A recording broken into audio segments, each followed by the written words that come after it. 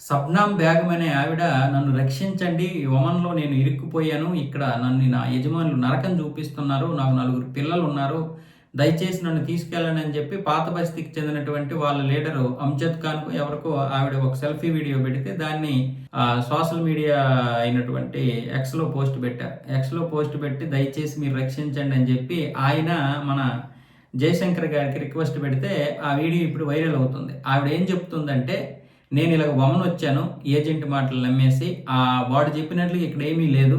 వీడేమొచ్చేసి ఇక్కడ మా యజమానులు నాకు రాత్రి పగలని తేడా లేకుండా 2 గంటలు కూడా పడుకోనివ్వకుండా నాకు నరకం చూపిస్తున్నారు. ఎప్పుడు పని పని అంటారు. పైగా శారీరకంగా కూడా హింసిస్తున్నారని చెప్పి ఆవిడ ఒక సెల్ఫీ వీడియో పంపించింది. ప్రస్తుతానికి నా ఫోన్ లాక్కున్నారు, నా పాస్పోర్ట్ కూడా లాక్కున్నారు. నేను ఎలాగోలా తప్పించుకొని మన భారత ఎంబీసీ దగ్గరికి వచ్చాను. 8 రోజులకి ఇక్కడే ఉంటున్నా అని చెప్పి ఆ సెల్ఫీ వీడియోలో చెప్పింది. దాన్ని ఇప్పుడు వీళ్ళు పాత బస్తీకి ఉన్నటువంటి ఆ లీడర్ ఏమొచ్చేసి జయశంకర్ గారికి ట్యాగ్ చేస్తూ రిక్వెస్ట్ చేశాడు. అలాగే మన అమిత్ షా గారికి కూడా ట్యాగ్ చేశాడు. ఇలాంటి వాళ్ళు 130 మంది ఉన్నారంట అక్కడ.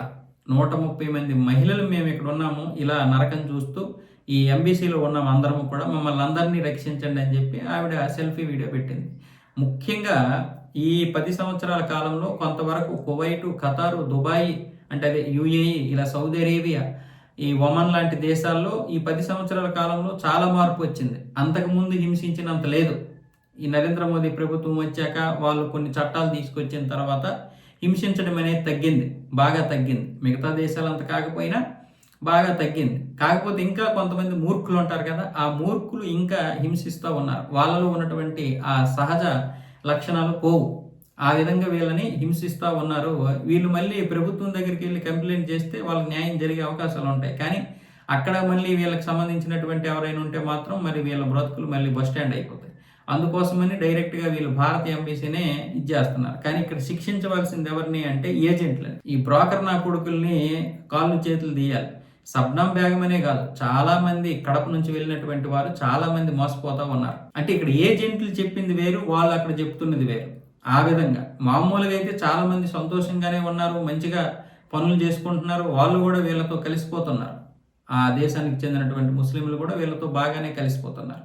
అయితే ఇక్కడ ఇంకొక విషయం ఏంటి, సబ్నామ్ బేగం అనే ఆవిడ ముస్లిమే కదా, మరి వాళ్ళు ముస్లింసే కదా, ఇలాంటి వాళ్ళని బాగా చూసుకోవాలి కదా అంటే వాళ్ళు మన ముస్లింల్ని అంగీకరించరు. వీళ్ళు కాఫీర్లనే అంటారు.